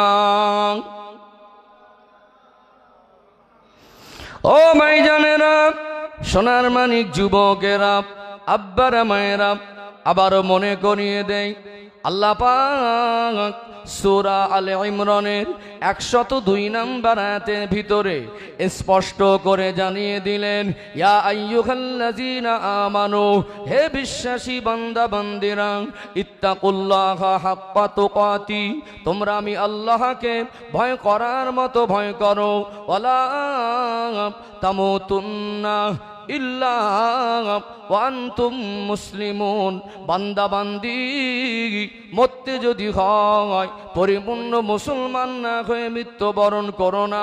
পরিপূর্ণ মুসলমান হতে গেলে আল্লাহর আদেশ নিষেধগুলো মানা দরকার আছে না নেই? আল্লাহকে রসুলকে প্রাধান্য দিতে হবে।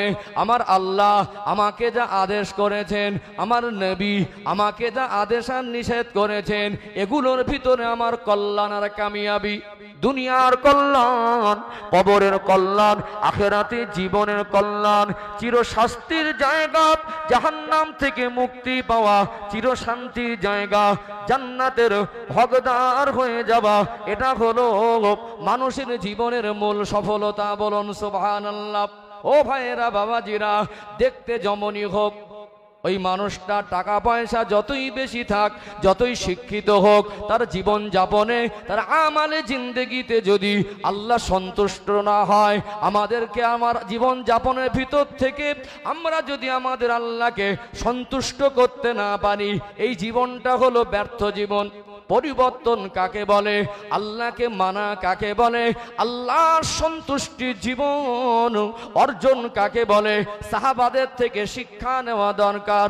কেননা নবী আমার সোনা জবানে বললেন, আসহাবিকান নুজুম বিআইয়িহিম ইক্তাদাইতুম ইক্তাদাইতুম, আমার এক একটা সাহাবা হলো নক্ষত্রের সমতুল্য। কোনো একজন সাহাবার জীবন আদর্শ যদি ফলো করো, হেদায়েত পেয়ে যাবে। পরিবর্তন কাকে বলে? একজন সাহাবার জীবন থেকে দৃষ্টান্ত তুলে ধরি।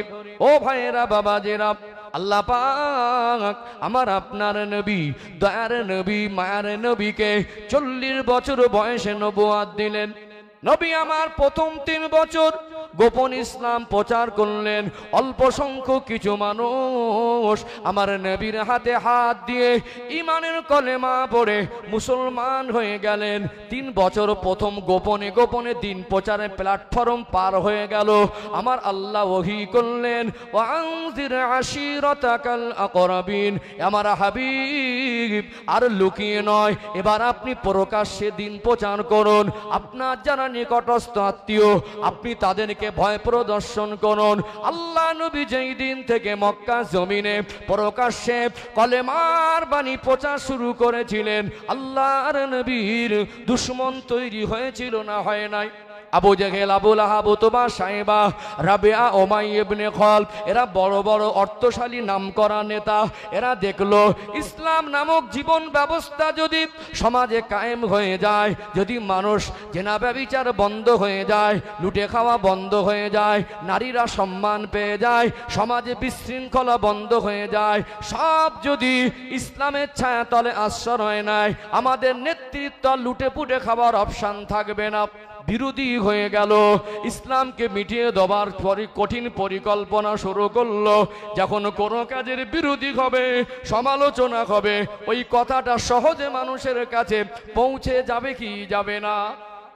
একদিকে যেমন চরম বিরোধী হচ্ছে, আর ঠিক সমালোচনার কারণে অল্প সময়ের মধ্যে গোটা মক্কার শহরের অলিগলিতে ইসলামের প্রচার প্রসারের কথাটা সহজে আল্লাহ পৌঁছে দিয়েছিলেন। বলুন সুবহানাল্লাহ।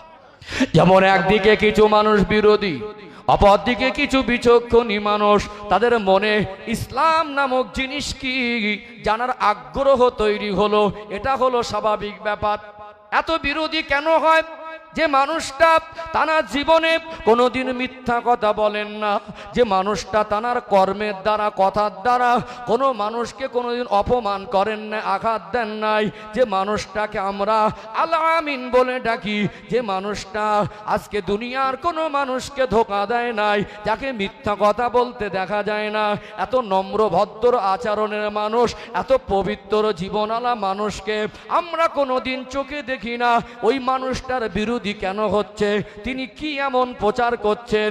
ইসলাম কি, দিন কি জানার আগ্রহ তৈরি হয়ে গেল। একদিকে যেমন কাফেররা ইসলামকে মিটিয়ে দেওয়ার চক্রান্ত করে চরম বিরোধিতা শুরু করলো, কিছু মানুষের মনে ইসলাম কি জানার আগ্রহ তৈরি হলো। এর মধ্যে মক্কা জমিনের সব থেকে নামকরা ধনী পরিবারের বাবার একমাত্র সন্তান, ভোগবিলাসের জীবন, কোনো কিছুর অভাব নেই, একটাই ছেলে, কোটি কোটি টাকার সম্পদ, মাল, কি হবে, কে খাবে, এত ভোগবিলাসের জীবন ছিল। একটা পোশাক একবার পরার পরে দ্বিতীয়বার পোশাকটা পরতো না। সব থেকে দামি পারফিউম, খুশবু, সেন্টটা সে ব্যবহার করত। আজকে অনেক ধনী পরিবারের ছেলে ভোগবিলাসের জীবন, একটা 4 চাকা গাড়ি কেনে,